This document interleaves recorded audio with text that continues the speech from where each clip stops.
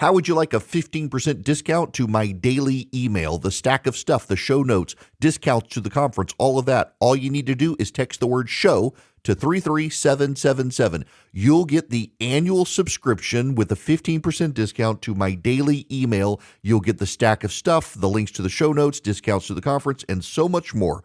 All you have to do is text the word show, SHOW, to 33777. Text show to 33777.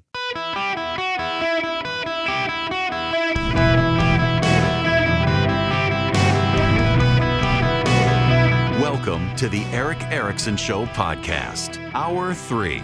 Guys, I have a problem. The F key on my keyboard is failing. I have to tell my listeners who email me angrily now they have to, well, UCK off. They don't know what I'm talking about. I have now tried several. I was actually sending an email to a reporter, and I had to write off. There were no F words in front of it, but it was O, and then there were like I kept F, and it wouldn't, and then all of a sudden it's F. I was like, oh gosh, my keyboard is failing on my keyboard. It was the R key. I've sent a lot of people emails from Ixon in the last 2 weeks, and now the F key is starting to fail.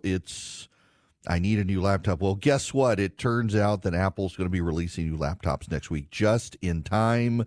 I need them badly. Please, for the love of God, I need a new laptop, Apple, and I'm not going to buy one until you release the M4 chip. So hurry, please. Now, we got to move on. I will take. Oh, well. I see who's on the lines here. I think I will prioritize his phone call to start this hour. One of my favorite calls. Now, don't get a big ego here, Chad. But every time you call, you add something to the show. I dare say someone in Montgomery should put you on the radio, but I don't want the competition. Chad from Montgomery, Alabama, welcome to the show. How are you? I'm too busy practicing law for that. I'm glad you enjoy practicing law. Man, I hated practicing law. You had this thing called a client, and they were stupid. By the way, just before I hit the topic, Alabama did the same thing. They tried to remove people off the ballot within the 90-day period, and there's a lawsuit on that. And I knew they were going to lose that, and they're going to lose it. But I tell you, I think you're correct. Your analysis is correct. It's the effect of having that out there, and it makes it look like the Democrats want to keep illegal aliens on the ballots, and that in itself is worth filing the lawsuit over. Yeah, and I got to tell you, it was dumb politics of the Democrats to pursue this. Yes, I realize it's technically a violation of the law, but it's a choice to file a lawsuit at the presidential level. Shiny object they couldn't resist. Shiny object. Exactly. I actually called to talk about the crosstab analysis on some of this polling. You talked about earlier about how some Republicans might be afraid that there's been overcorrection of the 2020 polling, and I don't see that. Gallup has it as an R+1 nationally. All right.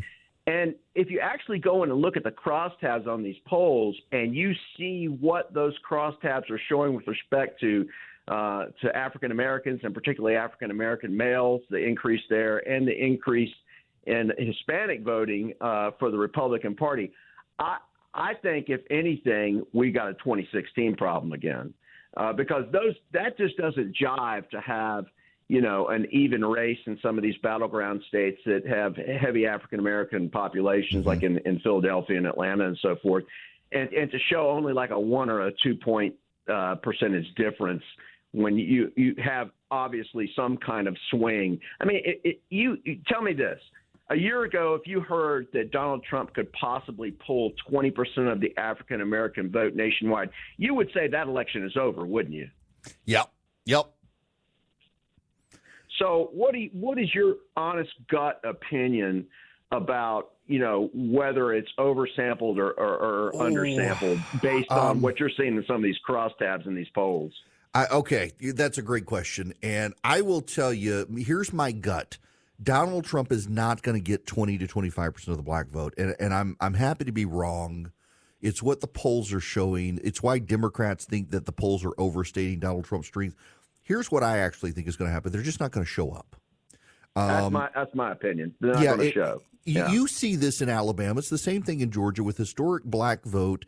They can't bring themselves, for a lot of historic reasons, to vote Republican. And so when they decide they're not going to vote Democrat, they just stay home and let the white vote overwhelm it. And that feels like, and again, I say feel intentionally here, it feels like that's what's happening in the early vote. Black voters just aren't showing up. I think he'll pull some of the younger black voters, the ones who are in their 20s and 30s, and some of these guys that he's picking up off of the barbershop interviews and so forth. These guys are who own small businesses, and he may end up with 3 or 4 points more percentage, overall in the black vote. But I'm with you. I think a lot of people stay home, and that's just as bad a problem for the Democrats is almost just as bad a problem as them voting for Trump. But I don't know. My gut's telling me I'm like you. I don't put a whole lot of credence in early voting turnout, other than the fact that if that advantage is now starting to be removed, like down in Miami-Dade, or whether it's in Nevada, or whether it's in North Carolina.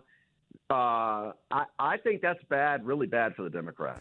Listen, I will tell you, and Chad, I'll let you go there. I appreciate the phone call, as always. It's always good to hear from you. You always had good insight here. The Democrats right now, this is from Axios, a growing number of Democrats tell us privately they feel Vice President Harris will lose, even though polls show a coin toss finish 11 days from now. Democrats admit they tend to be hand-wringing, bedwetting doomsayers. But what's striking is how the private conversations with Democrats inside and outside the Harris campaign reveal broad concerns that little she does, says, or tries seems to move the needle. This is after Democrats spent $1 billion. This is after Trump's cringy 40-minute on-stage sway to 80s music, his statements, the Kamala Harris, the John Kelly statements, Kamala Harris's statements. We're not saying Harris is losing or will lose. However, it's a troubling sign for the campaign that top Democrats are already starting to point fingers at who would be responsible for a Harris loss. President Biden dragging his feet, or Harris herself. Democrats fear she's made too many different cases against Trump and still hasn't fully revealed herself to voters who crave to know more. She is who she is. One longtime Democratic strategist said, let's hope it's enough. Democrats say Harris faces a maddening double standard. That's what Democrats say when they're losing. It's what Democrats say when they're losing. And here's the thing. Forget all the talk about the media polls. Just forget all the talk about the media polls. Forget all the talk about red wave. And let me say this again. For people who are convinced we're headed to a red wave scenario like in 2022, where we were all convinced there would be a big Republican win and then it doesn't happen, I want to remind you again that in 2022, every major media poll by the election had no red wave. It was the Republican pollsters that showed a red wave. And you and I were believing the Republican pollsters who were lying to us, instead of believing the media polls who got it right, led by the New York Times Siena College poll. In August of 2022, the New York Times Siena College poll showed the end of a red wave and the building of a Democratic wave. It was the Trafalgars and the Rasmussens and the like who showed a red wave.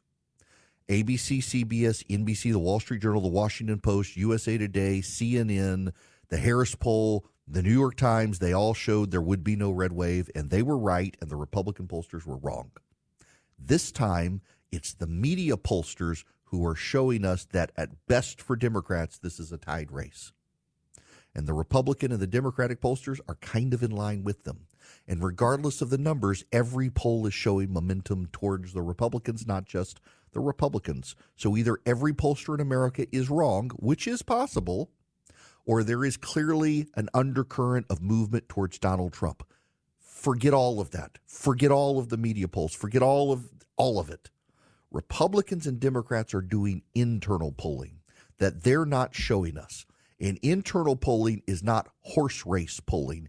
Internal polling is what is getting voters to vote. And what is getting Republican voters to vote? the economy and immigration and crime. Kamala Harris is running on fascist. And that tells me her internal polling shows she's having problems motivating Democratic voters to vote, and she's given up on undecided voters. And Democrats have always maintained there are more of them than there are of us and undecideds, and they got to get them to vote. And if her closing pitch is fascist, it means she's having trouble in her own internal polling that we're not seeing, getting her own base to vote. And that's a warning sign for the Democrats. And by the way, it's reflected in the early vote trends, where in Nevada, for the first time in history, Republicans are outpacing Democrats in the early vote. And in Georgia, black voters are not showing up to vote at a significant rate. That tells me what I need to know. It tells me the trajectory of the race. It doesn't tell me who's going to win the race, but it tells me where things are starting to stand. And by the way, the Trump campaign has decided to push back on the fascist statements. Let me tell you how they're pushing back on the fascist statements. They have brought out a Holocaust survivor to speak to the cameras. My name is Jerry Wartsky. I'm 94 years old and survivor of Auschwitz and the death marches. Adolf Hitler invaded Poland when I was 9 years old. He murdered my parents and most of our family. I know more about Hitler than Kamala will ever know in 1,000 lifetimes. For her to accuse President Trump of being like Hitler is the worst thing I've ever heard in my 75 years living in the United States. I know President Trump, and he would never say this, and Kamala Harris knows this. She owes my parents and everybody else who was murdered by Hitler an apology for repeating this lie. That's a Holocaust survivor who on camera rolls up his sleeve and shows his number tattoo on his arm. That's going to leave a mark. That's not a TV commercial. It's a web ad. It's a minute, 40 seconds. But the Trump campaign responding powerfully with an Auschwitz survivor saying Kamala Harris owes an apology for comparing Donald Trump to Hitler, that he knows more about Hitler than she will ever know in multiple lifetimes. He survived Hitler. He survived the death marches. He survived Auschwitz. This Hitler stuff, again, the internal polling for the Harris campaign must show they're needing to mobilize Democratic voters, because the Hitler fascist stuff is not persuasive to undecided voters. It's not. I know some of you Democrats, you're not going to believe me about it, but you already hate Donald Trump. But I'm telling you, it's not persuasive, and I know this from talking to Democrats. The fact that she's doing this tells me that her internal polling, forget the public polling, forget the partisan polling that's out there, her internal polling must show her she has problems motivating Democrats, and it's reflected in the early voting trends in North Carolina, in Pennsylvania, in Georgia, in Florida, in Nevada. This is a common theme. The fact that Republicans are now redeploying resources to Senate races in New Mexico and Nevada. Yeah, New Mexico this afternoon. The Republicans are deploying resources to New Mexico, which suggests they are seeing momentum in that state. And again, as I said yesterday, and this is the most critical point of all, in races where momentum shifts, it doesn't just shift in one state, it shifts nationally. And we're seeing that in Ohio and Pennsylvania, Wisconsin and Michigan, in North Carolina. We're seeing it in now New Mexico and Nevada. We're even seeing it in Arizona. I still think that Kari Lake is too far behind to win, but objectively, the momentum is even on Kari Lake's side in a place like Arizona. It's wild to see. It could change. Donald Trump could say something profoundly stupid and offensive tomorrow that blows it all up.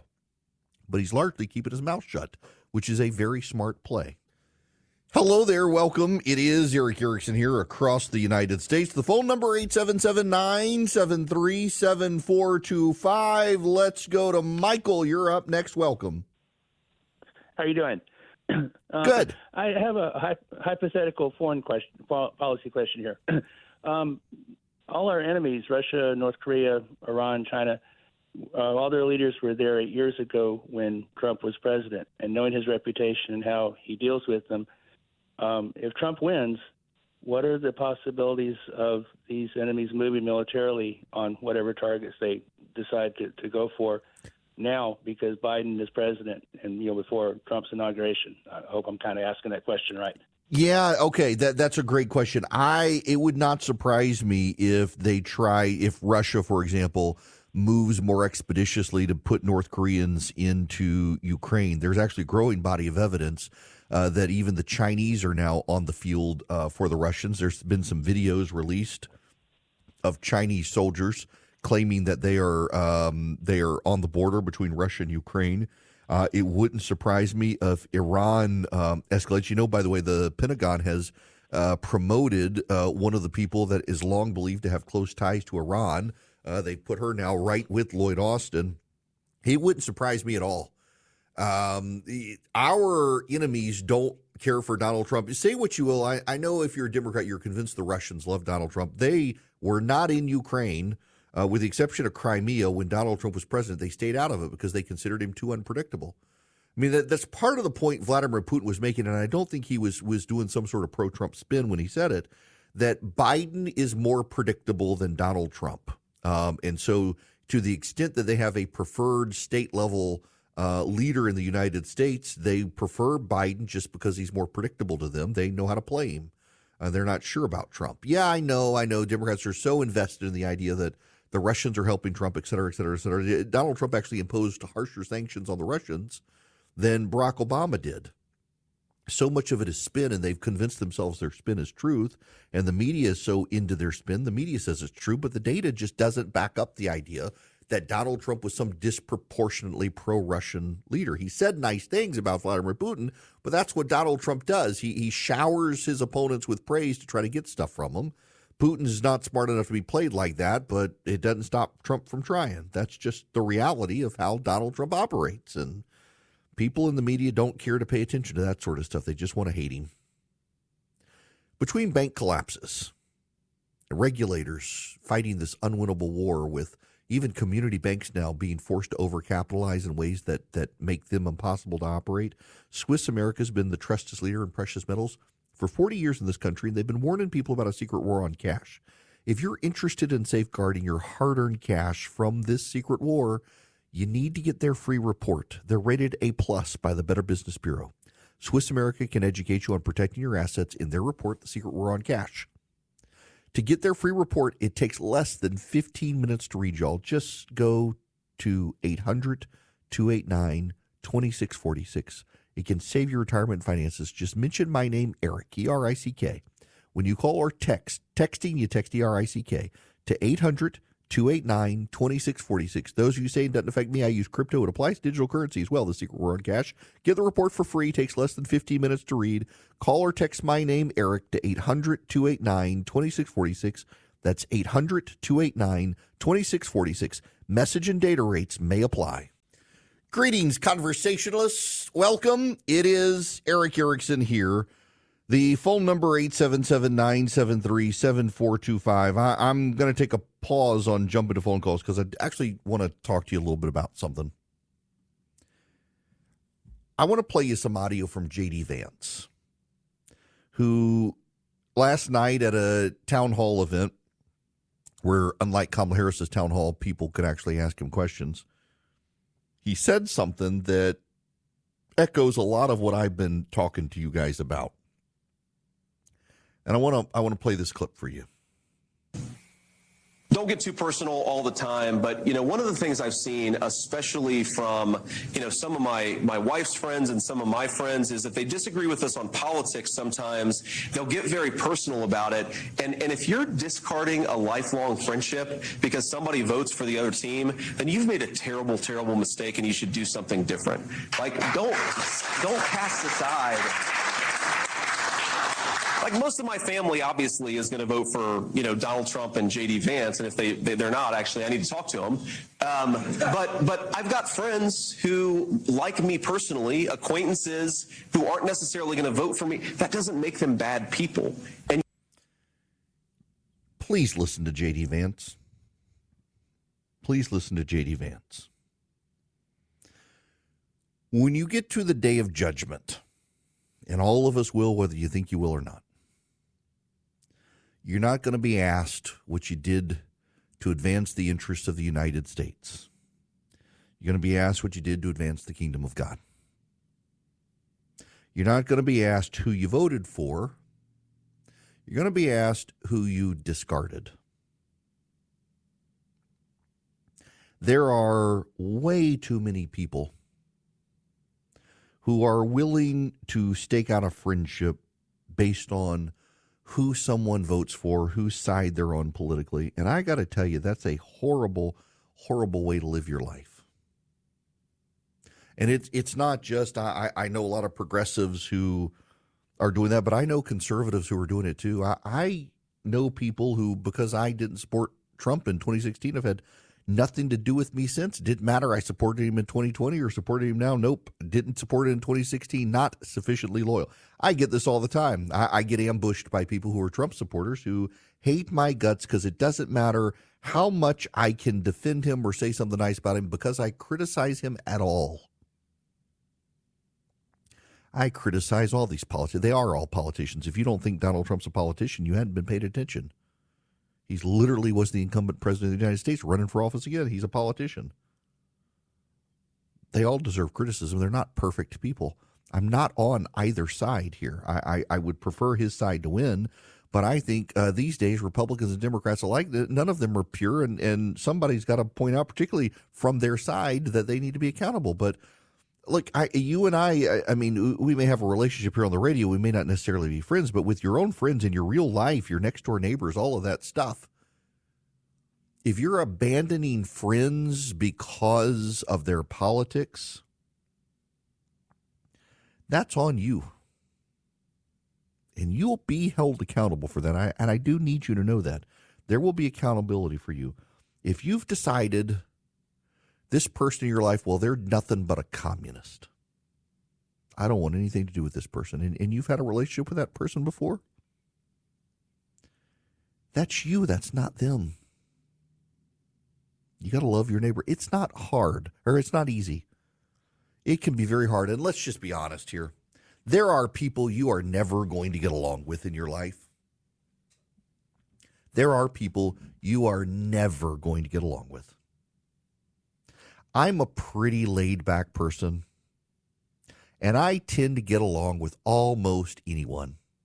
I can find a way. I deal with difficult people all the time, and I find ways to get along with them, to accommodate their difficult nature. It's their personality. There are some people, though, I want nothing to do with. There are some people I genuinely dislike. The question, though, is if there's someone you genuinely dislike and they're in distress, would you help them or not? I would. I don't know about some of you. I think about that lady who wrote that op-ed, and it was a damning indictment on her character. During COVID, they moved up out of California into the mountains somewhere, and it was pouring, just snow. It was a blizzard. And her neighbor, she's a city slicker, and her neighbor was a native of the mountains and had all the equipment, and he cleared her driveway of snow so she could get out. And she wrote this op-ed, I think it was in the Los Angeles Times, about how she didn't know how to feel about that because the man was a Trump supporter. And as much as she appreciated what he did he do that because he wanted to rub it in? Did he do that to try to make himself feel superior? Did he do that because he was a misogynist and didn't think a little old lady could do it for herself? Imputing her own biases to him. She's a terrible human being. And yet her neighbor loved her enough to get the snow out of her driveway. To J.D. Vance's point, I don't know him well. I like him. I disagree with him on Ukraine. I disagree with him on economics, but he's a genuinely nice person, even if we may disagree on stuff. He actually is a nice person. And there are a lot of people who I know who despise him and say, he hated Donald Trump. He's just an opportunist. He's just climbing the ladder. He's using Donald Trump. You don't actually know J.D. Vance. I don't know him well, but I know him enough to know he's a nice person. His wife's a nice person. My first impression of people always tends to be agreeable, but I shift my opinion over time. But no, he actually is. He's a nice person. Fine guy. Even if I disagree with him. Happy to support him because I think the other side is terrible. But you know what? I could have a great conversation with Kamala Harris, disagree with her on everything, but the woman likes to cook, and so do I, and I'm sure we could find common ground. And the fact that me just saying that probably struck some of you as awful is actually kind of a damning indictment on your soul and character, that you find someone like that. You're like, no, I couldn't have a genuine conversation with that person. That's a horrible statement on your own character and your own life. And you can be mad at me for saying that, but it is, and you should repent. Get these people who call me when I say stuff like this all the time and say, I could never be friends with so-and-so. You know what? It wasn't the prostitutes and the criminals who killed Jesus. It was the law-abiding people who thought they were keeping the faith.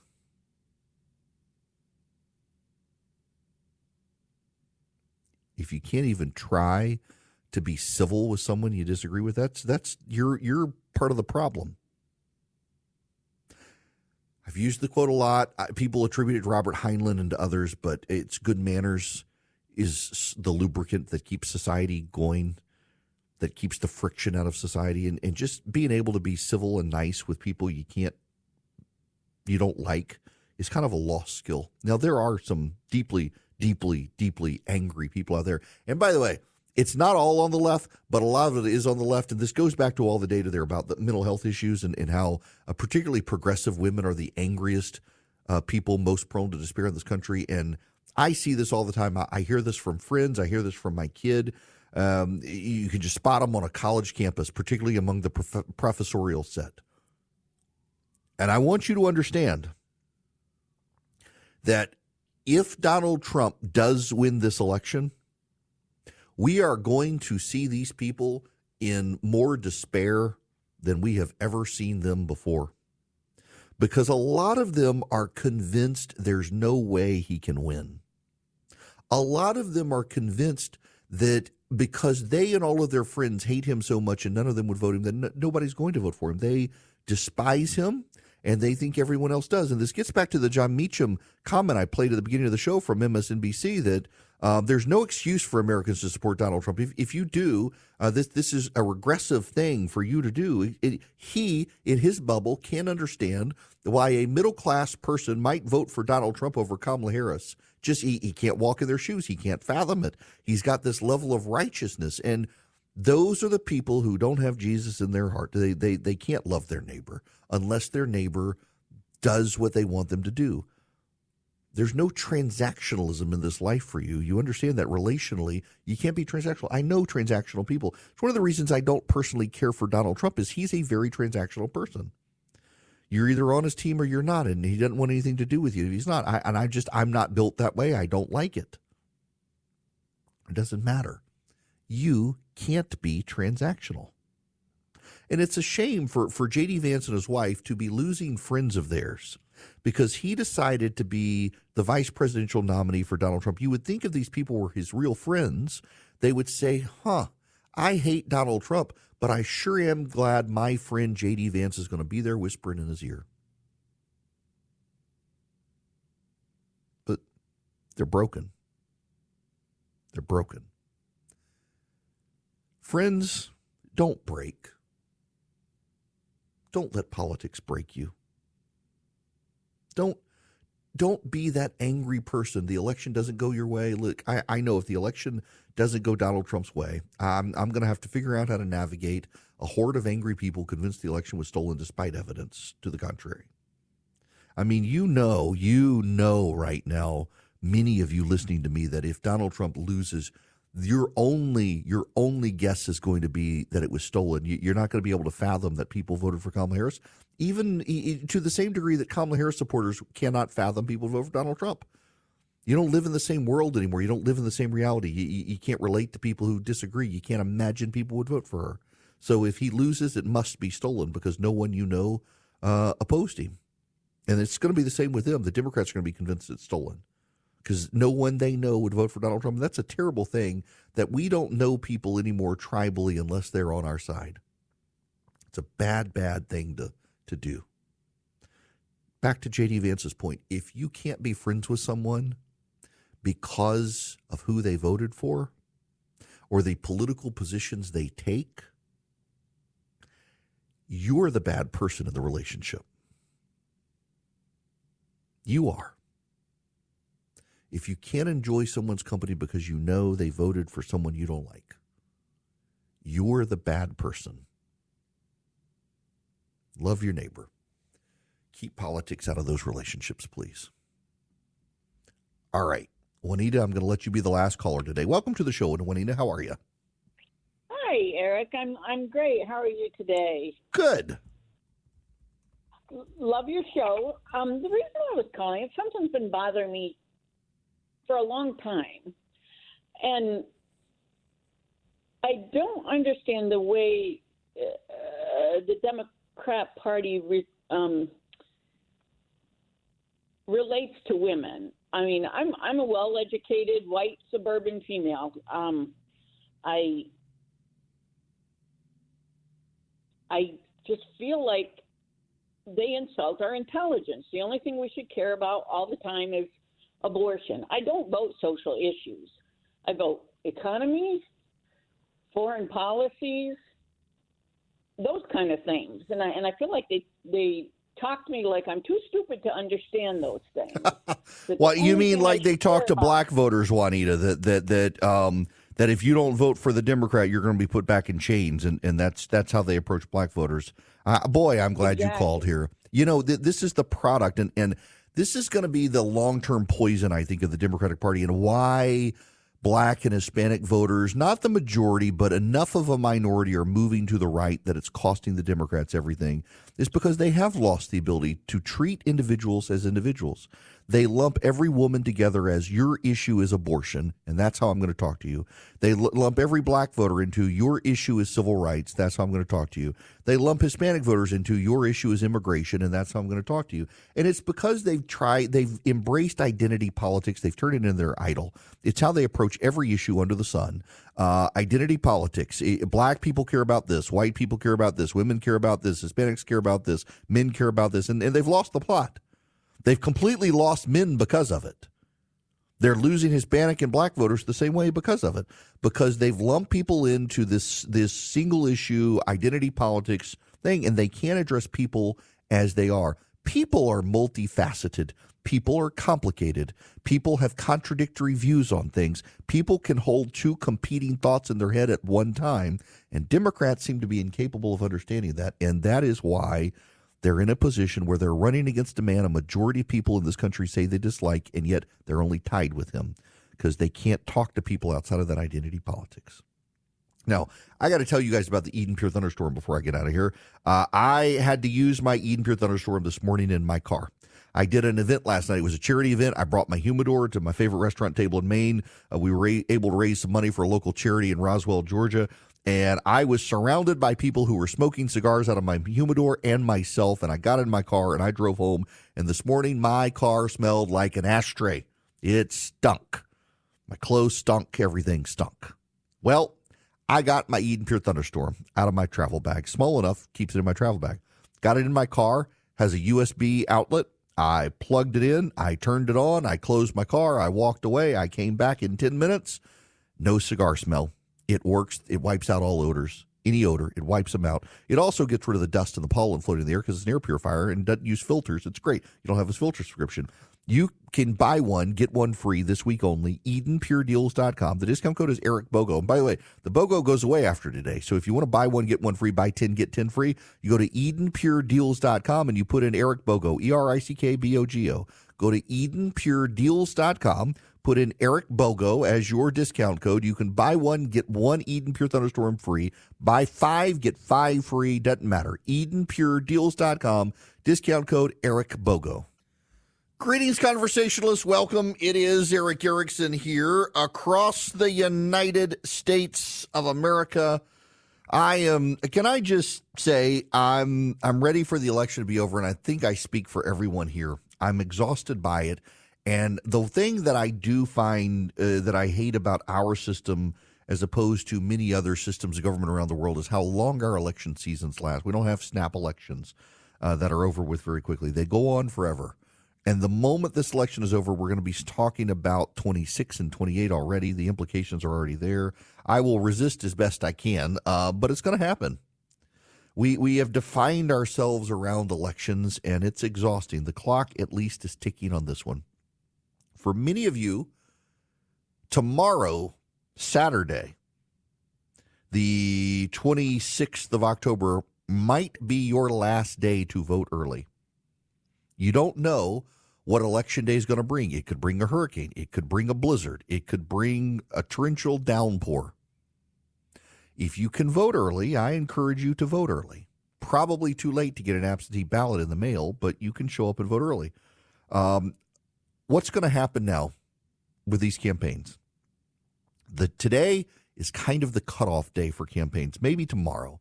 Think about this. It takes a few days for the mail to get delivered, so they have to be able to produce and print all their mail pieces, which means today is kind of the cutoff point.